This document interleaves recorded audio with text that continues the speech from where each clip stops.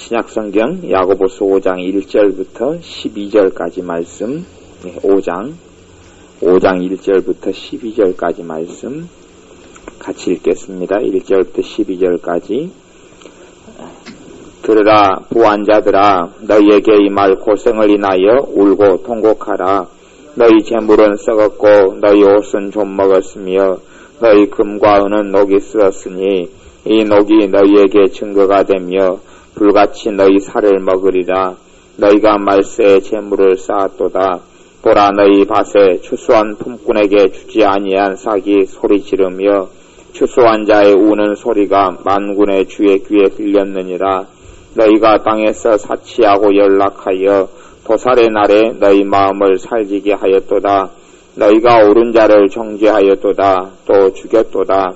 그가 너희에게 대항하지 아니하였느니라. 그러므로 형제들아, 주의 강림하시기까지 길이 참으라.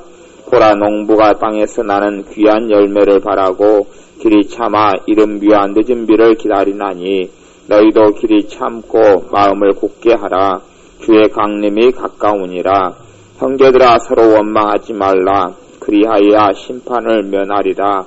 보라, 심판자가 문 밖에서 계시니라. 형제들아, 주의 이름으로 말한 선지자들로 고난과 오래 참음의 본을 삼으라. 인내하는 자를 우리가 복되다 하나니 너희가 욥의 인내를 들었고 주께서 주신 결말을 보았거니와 주는 가장 자비하시고 긍휼히 여기는 자신이라. 내 형제들아, 무엇보다도 맹세하지 말지니 하늘로나 땅으로나 아무 다른 것으로도 맹세하지 말고 오직 너희의 그렇다 하는 것은 그렇다 하고 아니라 하는 것은 아니라 하여 죄 정함을 면하라. 아멘.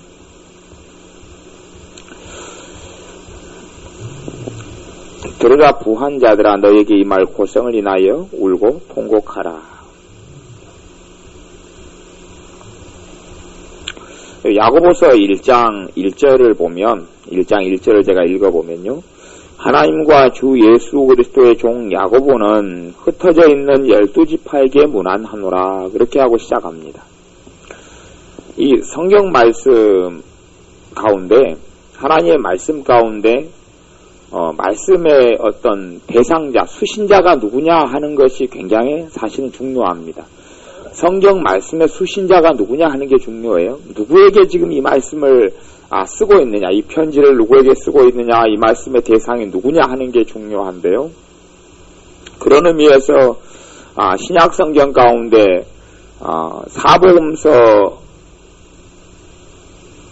사복음서 굉장히 중요하고, 또 신약 성경 가운데 사실은 직설적으로 우리 믿는 자들에게 하는 말씀들은 서신서들이에요.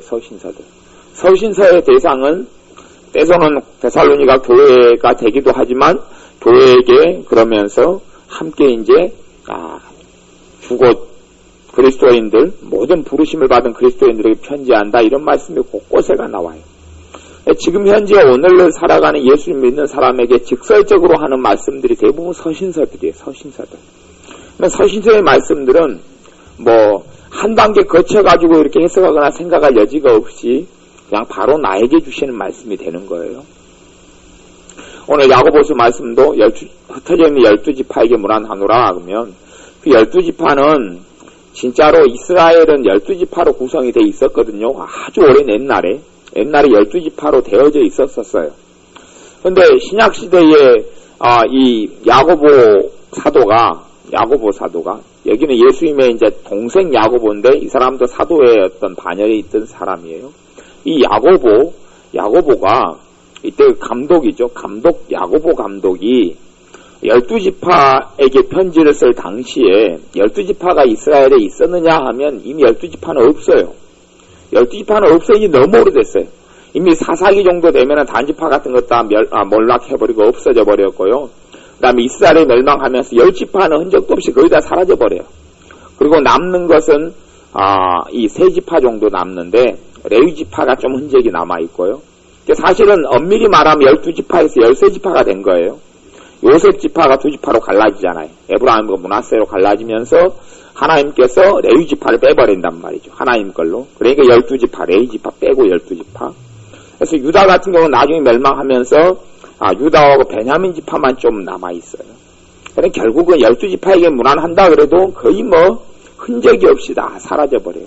사마리아 같은 경우도 하나님의 백성하고 이방 민족하고 결혼한 혼혈족이 되어버린단 말이에요. 그래서 이걸 정상적인 하나님의 백성이라 말할 수도 없고 아니라고 말할 수 없는 이상한 존재들이 만들어져요.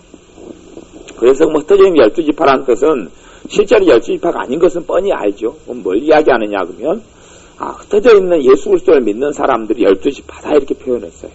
예수를 믿는 사람들이 12지파다. 그래서 말씀의 수신자가 예수를 믿는 사람들이 되는 거예요.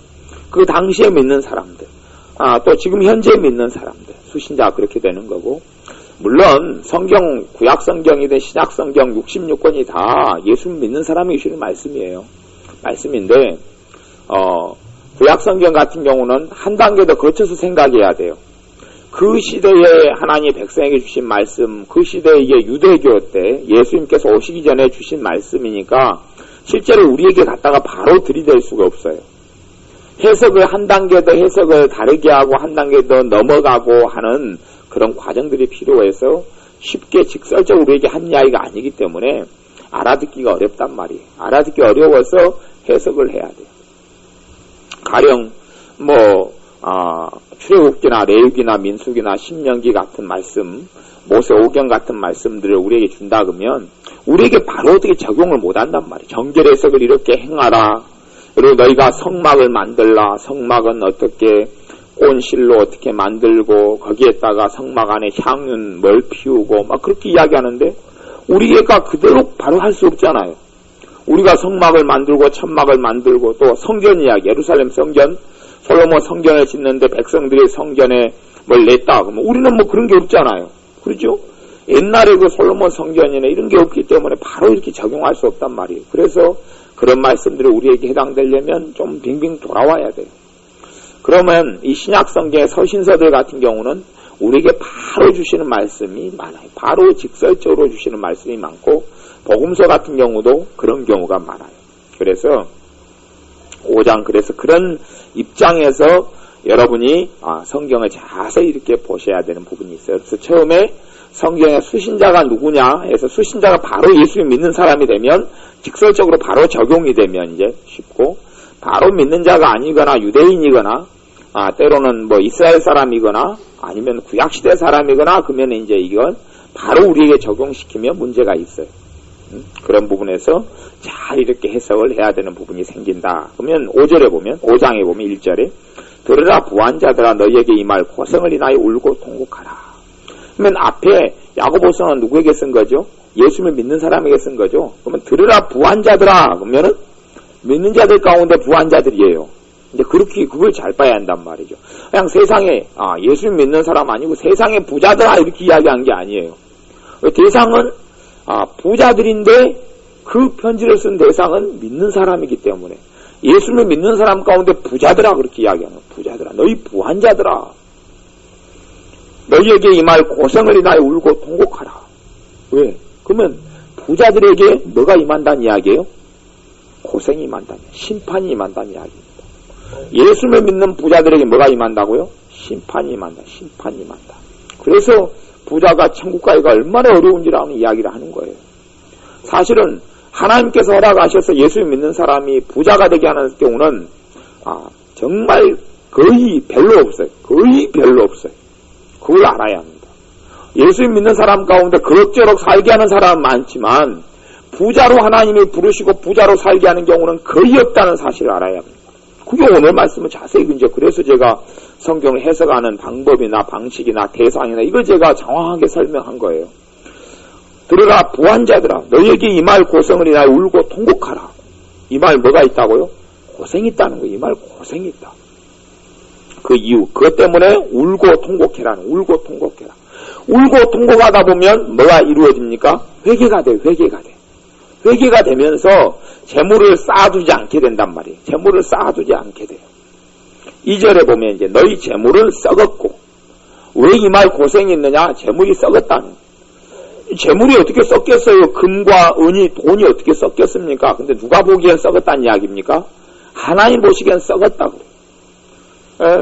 요한계시록에 있는 7교회 가운데 어떤 교회에 대해서는 너희가 지금 부한자라 하지만 내가 보기에는 너희는 가난하고 너희는 눈먼 자들이고 이렇다라고 하나님 보신다는 이야기예요.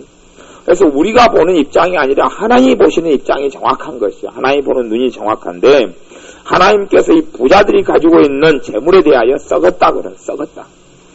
두 번째, 너희 옷은 좀 먹었다. 부자들은 옷을 좋은 옷을 입지 않아요. 옷이 좀이 먹었다는 이야기는 옛날에 이제 좀 많이 먹잖아요. 옷이 막 좀이 먹었다. 그 다음에 3절에 너희 금과 은이 녹이 썼다. 이렇게. 하나님 보시기엔 녹이 쓴 거예요. 어떻게 금과 은이 녹이 씁니까? 금과 은은 뭐 녹슬 일이 거의 없잖아요. 근데 하나님 보시기에는 녹이 쓸었다는 거예요. 녹이 쓸었으니 녹이 너희에게 증거가 되며 불같이 너희 살을 먹으리라. 금과 은의 녹이 뭘 먹는다고요? 너희 살을 먹는다. 너희가 누굽니까? 부한자들, 부자들. 여기서 부한자들은 예수님 믿는 사람 가운데 부한자들이에요. 예수님 믿는 사람 가운데 부자들. 그 사람들에게 살을 먹어버리리라. 라고 말씀하는 거예요. 그러니 사실은 완전히 부유한 자로 살아가지 않고 부자로 살아가지 않는 것은 복이에요. 부자가 되는 게 복이 아니에요. 사실은 부자가 되는 게 복이 아니에요. 부자가 아닌 것이 복이에요. 부자가 아닌 게 복이지 부자가 복이 아니에요. 부자는 울고 통곡해야 돼요. 살아있을 때 울고 통곡해야지만이 자기 안에 들어온 돈과 재물에 대한 욕심과 재물에 대한 탐욕을 내버릴 수가 있어요. 그리고 주님 앞에 바르게 남은 생애를 살아갈 수 있기 때문에 부자들은 울고 통곡하는 것이 시작이에요. 부자들은 무조건 부자들에게 하는 야고보서 5장의 권면은 뭐냐면 울어라 통곡해라 그거예요. 하나님 말씀. 예수님 믿는 부자들에게 주시는 하나님 말씀은 울어라 통곡해라. 울어라 통곡해라. 왜요?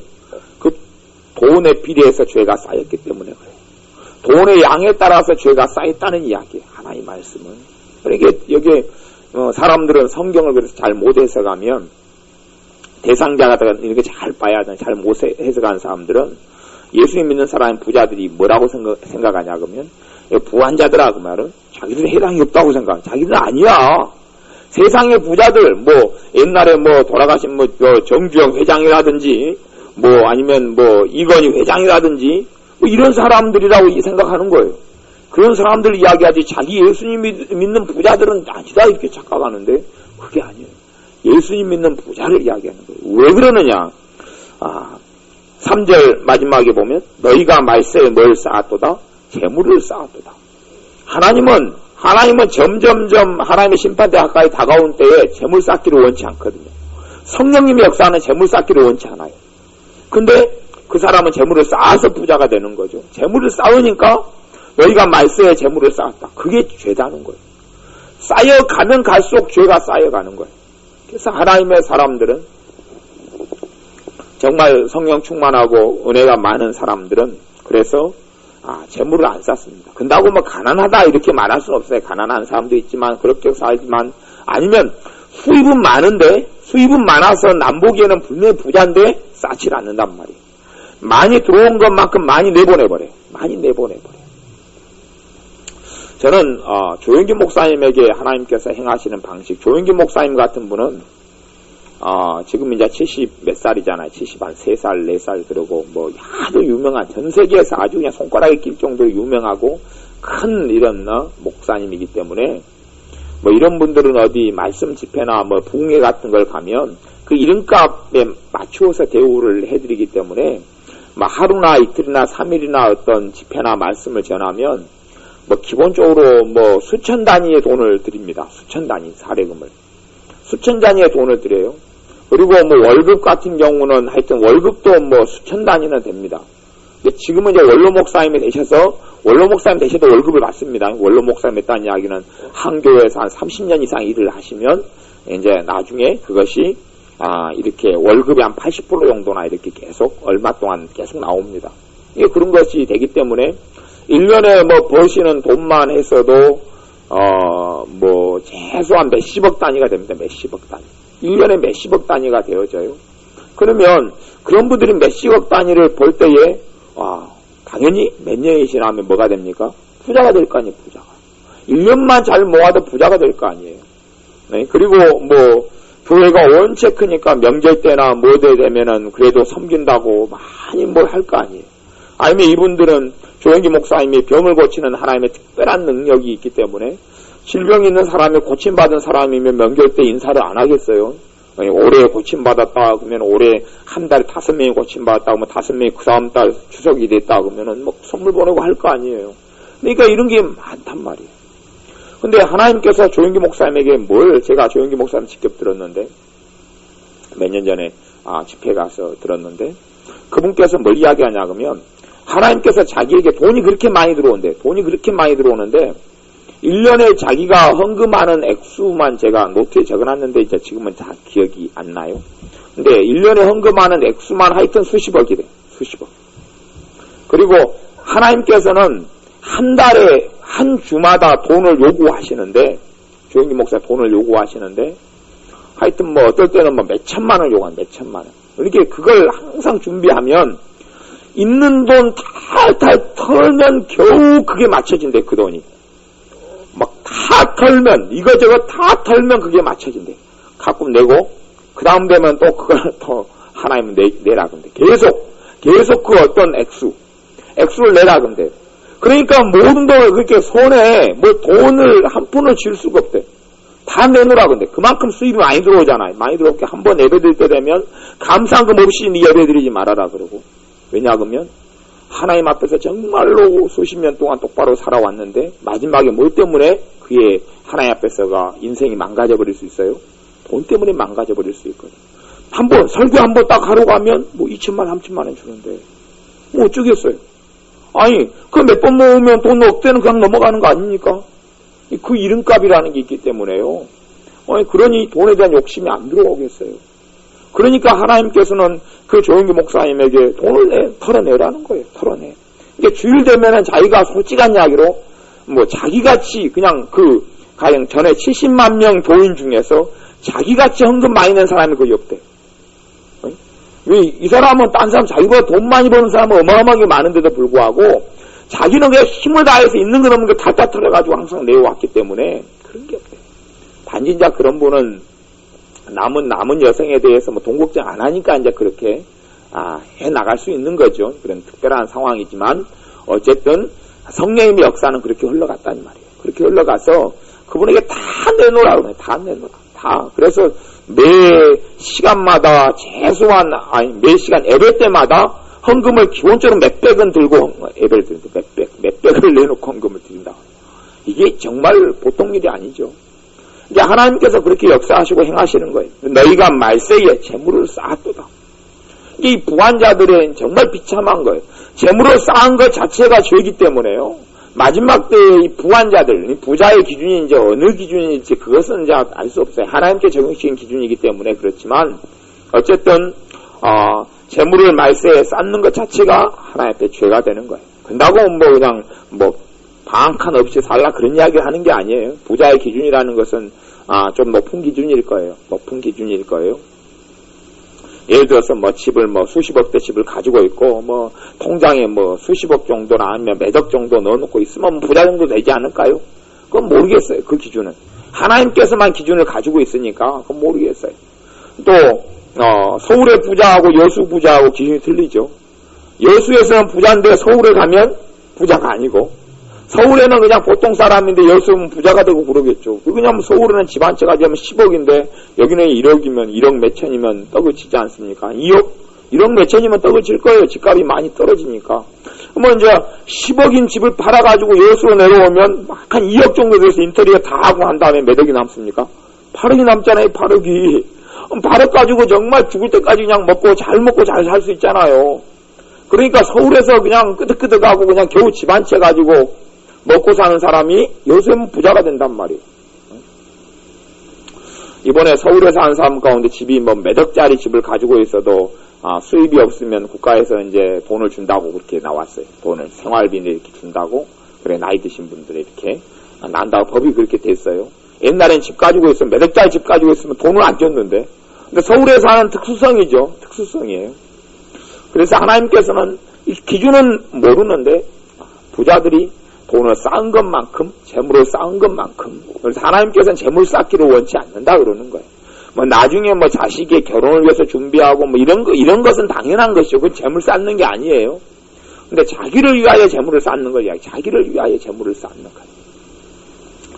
4절에 보면 보라 너희 밭에 추수한 품꾼에게 주지 아니한 싹시 소리 지르며 추수한 자의 우는 소리가 망군의 주의 귀에 들렸느니라. 보라 너희 밭에 추수한 품꾼에게 주지 아니한 싹이 소리를 지른다. 사실은 부자가 되려면 일반적으로 부자는 월급쟁이를 이야기하는 건 아닙니다. 월급쟁이가 아니고 사업가를 이야기해요. 월급쟁이는 뭐 그렇게 부자가 될 수가 없어요.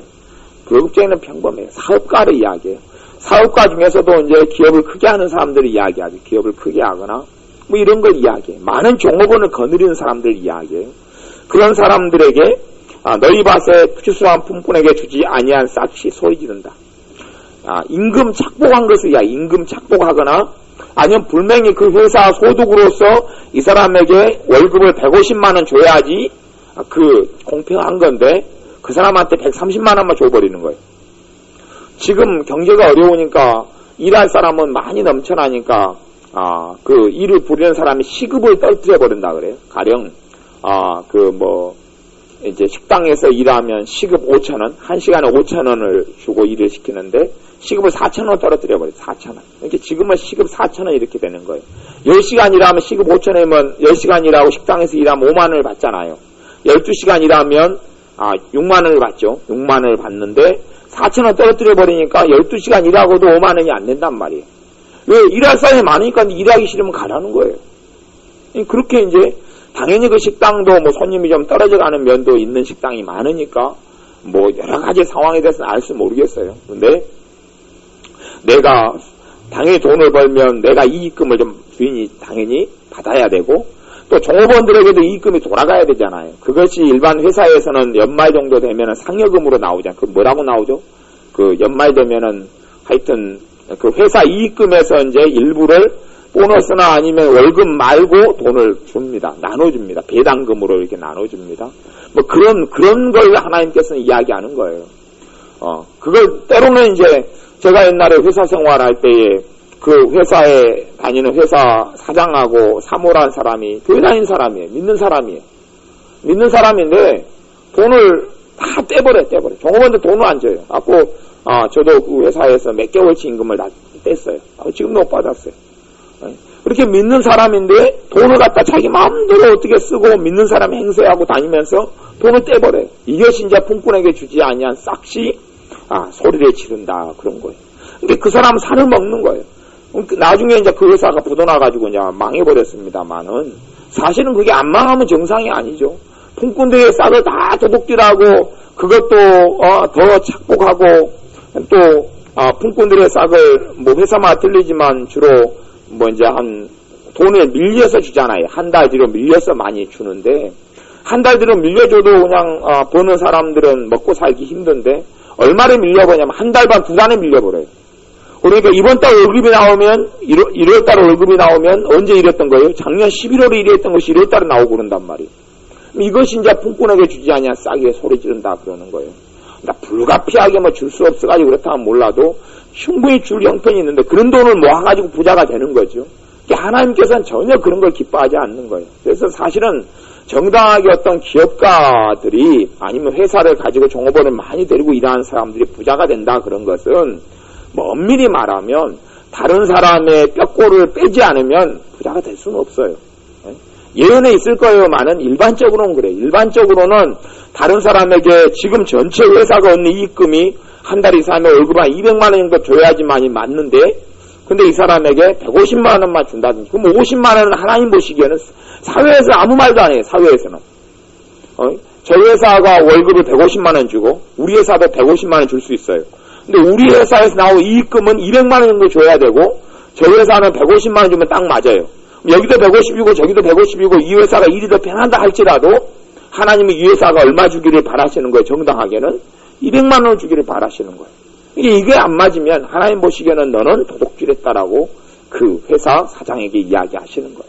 그렇기 때문에 부자가 된 사람, 부유하게 된 사람들은 그래서 그 사람들의 쌓은 돈만큼 죄가 되는 거예요. 돈만큼 죄가 돼요. 제가 옛날에 공단에서 보온 회사 일을 할 때에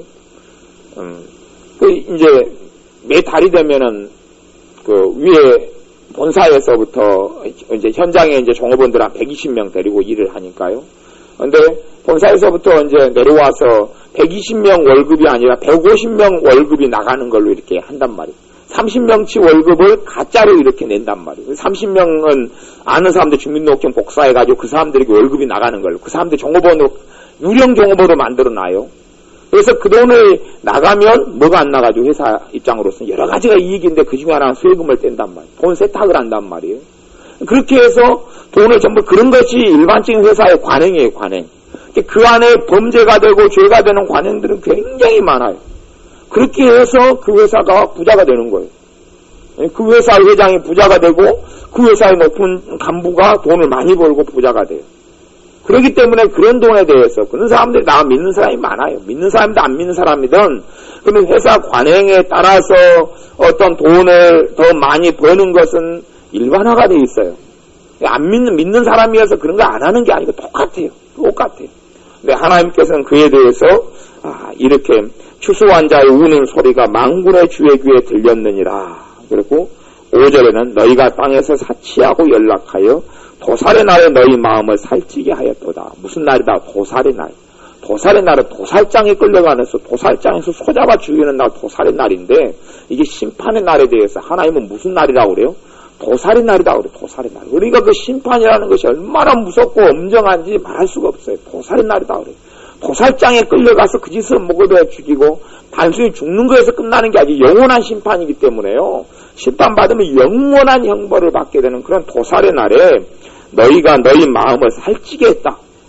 너희 마음을 살찌게 했다. 너희만 기분 좋고 너희만 좋고 너희만 행복하고 그래서 너희가 땅에서 사치하고 연락하여 그러기 때문에 예수 믿는 사람들이 메이커 좋아하는 것은 정말 좋지 않습니다. 메이커 좋아하는 것은 너희가 땅에서 사치하고 뭐 했다 그러니까 연락했다. 사치하고 연락했다. 믿는 사람들은 사치한다는 것은 정말 큰 문제입니다.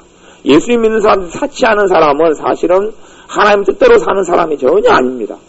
성령 충만한 사람 가운데 사치한 사람은 없습니다. 저는 제가 최고 존경하는 목사님 중에 한 분이 그 이광복 목사님을 굉장히 존경해요. 이광복 목사님 지금은 이제 잘 안 보고 안 만난 지 오래됐는데 제 신학 대학원 다닐 때 은사 목사님이셨는데 은사 교수님이고 서울에 있는 큰 교회 목사님이신데 이분은 이제 뭐 그분의 개인적인 삶까지 다 들여다보지 못했어요. 이분에게 몇 년 공부를 배우니까. 근데 이분은 양복이 2벌밖에 없어요. 2벌. 근데 이분의 교회는 막 몇천 명이에요. 그리고 사례금도 굉장히 많이 받고 굉장히 부자인데 그걸 자기를 위해 쓰지 않고 다 내보내버려요. 돈을 다 내보내버리고 옷은 딱 2벌을 입어요. 2벌도 옷을 똑같은 곤색 양복. 여름에도 그거. 단지 이제 바지만 몇 벌 더 있대. 바지만 몇 벌 더 있어서 여름에도 그거, 가을에도 그거, 겨울에도 그거, 맨날 그것만 입어. 그것만 입어. 그리고 더 이상 옷을 입지 않아. 해 입지도 않고 해주는 거 받지도 않고. 그러니까 저도 그렇게 살아보려는데 저는 그분보다 옷이 훨씬 몇 배가 많아요. 옷이 훨씬 많아요. 그러니까 그렇게 살아보려는데 그건 정말 창피한 일이에요. 그런 면에서. 그분은 그냥 맨날, 그래서 나는 저 양반이 여름에 그냥 그 더운 곤색 옷을 입고 저렇게 어떻게 살아? 땀 날 거 아니에요. 우리 맨날 그것만 입고 살고. 또 겨울에도 곤색, 가을에도 곤색. 차도요, 그분 정도 되면 교회가 굉장히 큰 거 유명하고 막 책을 낸 권수만 해도 100권 넘게 책을 출판했을 거예요. 그러니까 어마어마해요, 그냥. 그리고 그분은 설교학 교수님인데, 교회 목사님이고, 설교 세미나 목사님만 해도 막 수백 명, 수천 명 모여가지고 그분한테 배우고 그래요. 그분이 또, 이런, 글을 쓰는 잡지나 월간지 같은 것도 출판인이고요. 막 별의별 일을 다 해요. 많이 해요. 근데, 자 같은 경우도 못맡아고 나 프라이드. 그것도 오래된 프라이드. 그리고 그거 이상을 하지 않아요. 그거 이상을 하지 않아요. 자기는 분명히 할 능력도 있고, 그래서도 목사님 세차 막 에쿠스를 뽑아주겠습니다. 그래도 안 돼. 아니다. 나는 이 프라이드는 만족한다.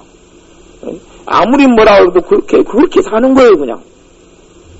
그러니, 참으로 그런 사람들이 하나님께 받을 축복과 상급이 얼마나 크겠어요. 예수를 믿는 사람들이 사치하고 연락하는 것은 정말 부끄러운 거예요. 왜냐하면 자기를 살찌게 하는 것을 하나님은 기뻐하지 않거든요. 내가 좋은 옷 입고 메이크업 입으면은 자기 마음이 살찌잖아요. 얼마나 기분 좋아요. 갈 때마다 쫙 삐까뻔쩍한 메이크업, 쫙 좋네 이거. 딴 사람 못 보면 이제 우월해지고 기분 좋아지고 그럴 거 아니에요. 근데 하나님께서는 그걸 전혀 기뻐하지 않아요. 너희가 도살의 날에 너희 마음을 살찌겠고 너희가 사치고 연락했다. 하나님이 심판하겠다고 그러고. 지금 요거 이야기가 전부 다 신자에게 한 이야기가 불신자에게 한 이야기예요? 신자에게 한 이야기라는 거예요. 제가 그래서 성경을 해석을 어떻게 해야 되는지 제가 설명해 드리는 거예요. 7절 말씀에 그러므로 형제들아 주의 강림하시기까지 길이 참으라. 보라 농부가 땅에서 나는 귀한 열매를 바라고 길이 참아 이른 비와 늦은 비를 기다리나니 너희도 길이 참고 마음을 굳게 하라. 주의 강림이 가까우시니라.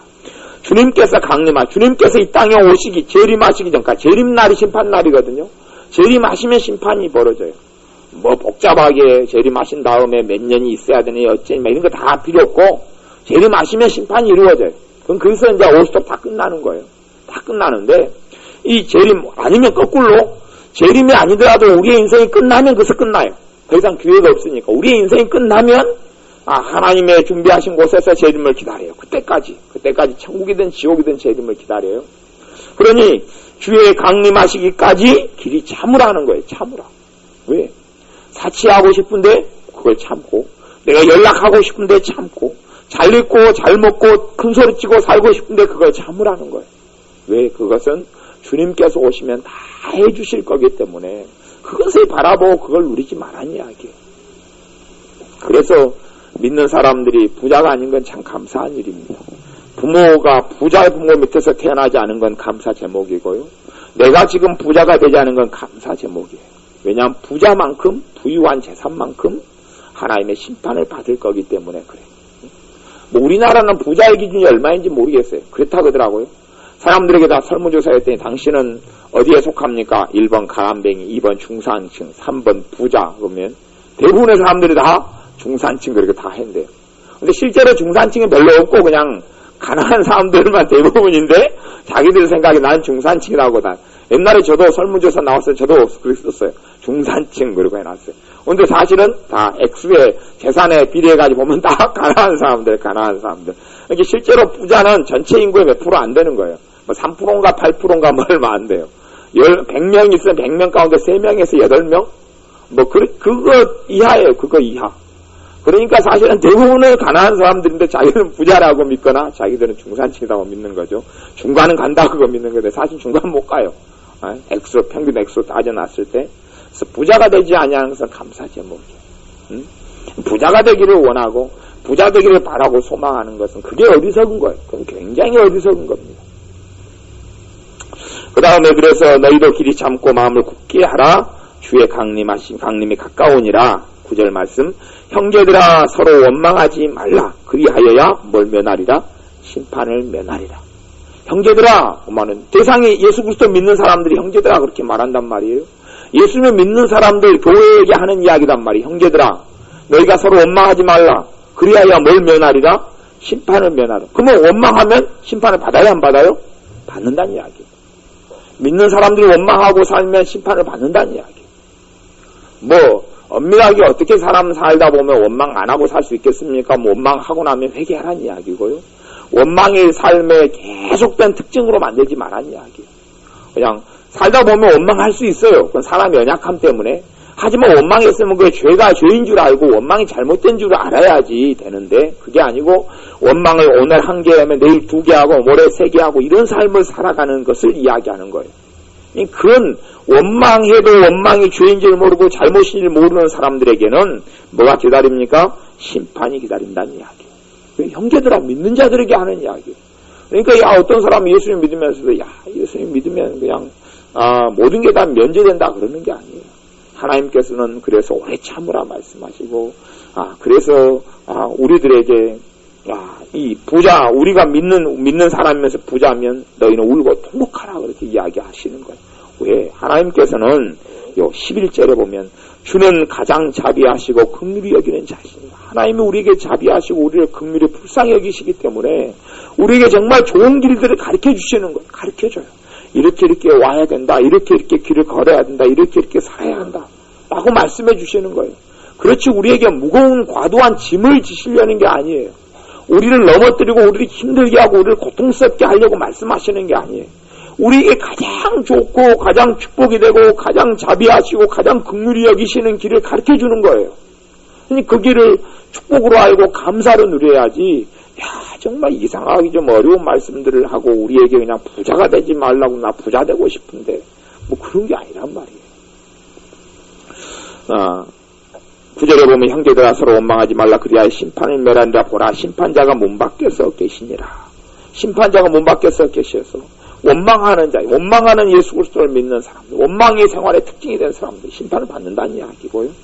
다음 10절에는 형제들아 주의 이름으로 말한 선지자들로 고난과 오래 참음의 본을 삼으라. 형제들아 주의 이름으로 말한 선지자들로 먼저 예수님을 믿고 섬기고 따라갔던 하나님의 종들로 그 사람들을 고난과 오래 참음의 모델 본을 삼으라는 이야기예요. 그들이 고난의 길을 걸었고 그들이 오래 참음의 길을 걸었듯이 우리도 그런 길을 걸어야 한다고 생각하고 그렇게 그게 정상이라고 믿어야지. 고난이 없는 삶을 원한다거나 오래 참는 것이 없는 삶을 원한다면 그건 잘못된 생각이라는 이야기를 하는 거예요. 제가 말씀드려서 몇 시간에 걸쳐서 그것은 말씀을 나누었죠. 11절에 보라 인내하는 자로 우리가 복되다 하나니 너희가 욥의 인내를 들었고 주께서 주신 결말을 보았거니와. 인내하는 자에게는 결말이 욥의 인내, 욥의 결말은 굉장히 좋았습니다. 욥의 결말은 좋았어요. 어쨌든 욥의 결말은 너무 좋았어요. 욥의 결말은 해피엔딩이었어요. 왜? 욥이 왜 해피엔딩? 좋은 결말, 하나님께서는 좋은 결말을 왜 욥이 보았느냐? 욥의 인내 때문에 그랬어요. 욥이 인내하지 못했으면 욥은 좋은 결말을 보지 못했습니다. 욥이 인내했기 때문에 마침내 하나님께서 찾아오셔서 욥의 삶을 복되게 하신 거예요. 마찬가지로 우리에게도 인내가, 예수 믿는 사람들의 특징은 인내가 특징이 되어야 한다. 오래 참음, 그 인내를 오래 참음이다. 그렇게 이야기하는 거예요. 그 다음 12절 말씀, 내 형제들아, 무엇보다도 맹세하지 말지니, 하늘로나 땅으로나 아무 다른 것으로도 맹세하지 말고, 오직 너희의 그렇다는 것은 그렇다 하고, 아니라 하는 것은 아니라 하여 죄 정함을 면하라. 그러면, 우리가 그렇다는 것은 그렇다 하고, 아니라 하는 것은 아니라 이렇게 해야지, 그걸 넘어서는 것은 뭐가 된다는 이야기예요? 죄가 된다는 이야기예요. 죄가 돼. 죄로 정해버린다는 이야기예요. 하나님께서. 예수 믿는 사람들이 맹세하는 경우가 많습니다. 맹세. 아이고 나 그냥 하늘이 알고 땅이 안 되기 때문에 한 맹세거든요. 내 양심을 들고 내가 말하는데 다 맹세예요. 그러면 그게 뭐라고요? 죄라고 이야기해요. 죄. 다 죄예요. 그냥 그런 건 그런 거고 아닌 건 아니지. 그냥 맹세. 내가 내 이름을 걸고 말한다. 그런다거나 내 부모 이름을 걸고 약속하는데 다 그 맹세가 되는 거예요. 예수님께서 하라 그랬어요? 말아 그랬어요? 하지 말아라. 여기서 야고보서 때 하라고 말하고요? 하지 말아라. 하면 그거 자체가 죄예요. 맹세, 그게 맹세라는 거예요. 약속하고 뭐 이런 서약하고 이런 것이 다 맹세에 들어가는 거예요. 그런 것은 죄가 되는 거예요. 내가 그냥 뭐 하여튼 뭐 그런 내 성을 걸고 말하는데 하여튼 그런 맹세들은 틀리고 우리의 삶 가운데 그런 것은 그냥 그렇다 그러고 아닌 것은 아니라 그러고 받아들이는 사람이 뭐 그냥 니 더 확실히 말해봐라 너 그냥 뭐 맹세해라 뭐 한다 할지라도 그런 건 필요가 없단 말이에요. 필요가 없이 그런 건 그렇고 아닌 건 아니라 그렇지 아니하면 죄의 정함을 받는다는 거예요. 누구에게요? 예수님을 믿는 사람에게 하시네. 믿는 사람들에게 죄의 정함을 받는다는 이야기예요. 그렇기 때문에 우리의 삶 속에서 인내하는 삶이 중요하고 그 다음에 거꾸로 부자가 되지 않기 위해서 노력해야 하는 거예요. 우리의 삶이 부자로 부유한 자로 부자가 되어도 부자가 된다면 하나님께 축복하셔서 우리를 부자로 만들어주시면 재물을 안 쌓아놔야 됩니다. 우리의 평범한 우리 같은 사람들에게 별로 해당되는 이야기는 아니겠습니다만은 그래서 부자가 안 되게 하신 것은 정말 감사 제목이에요. 저는 연예인들의 믿음은 믿지 않습니다. 연예인들의 신앙은 믿지 않습니다. 특별한 경우가 있겠지만 연예인들의 신앙과 믿음은 인정하지 않습니다. 왜냐하면 유명한 연예인들 이야기합니다. 가난뱅이 연예인들 말고 유명한 연예인들은 다 부자들이기 때문에 그러면 그들은 그 부유한 돈만큼 하나님의 심판을 받게 되기 때문에 그렇습니다. 연예인들이 믿는 사람이 얼마나 많아요. 믿는 사람이 너무 많은데 그 사람들이 다 연예인들이 어디 가서 돈 버는 줄 압니까? 어디가 돈 벌죠? 믿는 예수님을 믿는 연예인들이 대다수가 나이트클럽 가서 돈 벌어요. 나이트클럽, 술집. 다 예수님 믿는 사람 똑같이 술 마시고 나이트클럽에서 노래 불러주고 술 마신 사람 비유 맞춰주고 뭐 거기서 유머 사용하고 쓰고 그러면서 다 돈 벌어요. 그러면서 다 부자가 된단 말이에요. 그런데 그런 전부 다 쌓아놓은 부가 뭐 이제 뭐 그런 것까지는 저는 말리지 않아요. 뭐 회감년 잔치에 뭐 불러가서 뭐 노래 불러주고 그럼 괜찮아요. 그런 거 그죠? 백일 잔치에 가지고 뭐 결혼식에 가지고 뭐 그래서 돈 버는 것은 전혀 말리지 않겠어요. 근데 나이트클럽에 가고 단란주점에 가고 막 그런 데 가가지고 비유 맞추고 노래 불러주고 막 흥을 겨워주고 돈을 번다는 것은 그래서 부자가 대부분 되는데요. 그런 것은 하나님 앞에서 정말로 온당하지 않고 옳지 않아요. 또 예수 믿는 사람들이 역들을 잘 맡아야 되는데 심지어는 전에 임동진 장로님이가 이분은 목사님이 되셨는데 뭐 무슨 사극에 나오면서 뭐 불상 앞에서 막 그냥 100번 절하고 1000번 절하고 이걸 막 하더라고요. 이러면서 대역을 따면 못하고 이러면서 돈을 벌면 뭐합니까? 그것이 하나님 얼굴을 완전히 똥칠을 하는데 그래가지고 부자가 되면 못하고 이름을 날리면 뭐예요? 그런 것이 다 그렇게 해도 그래서 정말 부자가 되려면 하나님 보시기에는 정말 그런 악하고 부족한 일들이 많이 있을 수밖에 없는 거예요. 불가피하게 있을 수밖에 없어요. 하나님께 세우셔서 부자가 되면 재물을 쌓아두지 않아야 돼요. 뭐 쌓아두지 않으려면 베풀어주고 그만큼 하늘나라에 쌓이고 하나님께 쌓이지만 예수님의 사람들은 이 부유케 되는 것에 대한 굉장한 두려움을 가지고 있어야 돼요. 부유하게 되고 부자가 되어지고 정말 써도 말지 않은 어떤 돈의 셈이 있다는 것은 정말 무서운 일이에요. 하나님께서 그에 대해서 심판하실 거기 때문에 그렇습니다. 우리의 삶 가운데 주님의 강림하심과 주님께서 부르실 날을 바라보고 그렇게 살아가야 합니다. 인내하고 오래 참고 주님을 찾고 구하고 너희도 길이 참고 마음을 굳게 하라 주의 강림이 가까우시니라. 우리의 삶 가운데 원망하게 되면 심판자가 기다려서 심판을 받게 되고 그래서 야고보의 말씀이나 다른 서신서들은 믿는 자에게 주시는 말씀입니다. 믿는 자가 심판을 사실 명쾌되는 게 아니에요. 야고보서 말씀에 또 그런 것도 있죠. 선생된 자들은 더 큰 심판을 받을 것이다. 그런 말씀도 있어요. 선생됐다는 이야기는 지도자, 영적인 지도자, 아니면 뭐 나라의 지도자 가운데 믿는 사람도 선생된 사람이고, 그리고 교회 안에 목회자, 뭐 사역자 다 선생의 위치에 있는 사람, 이런 사람들은 하나님 심판하실 때 더 큰 심판을 한다고 이야기해요.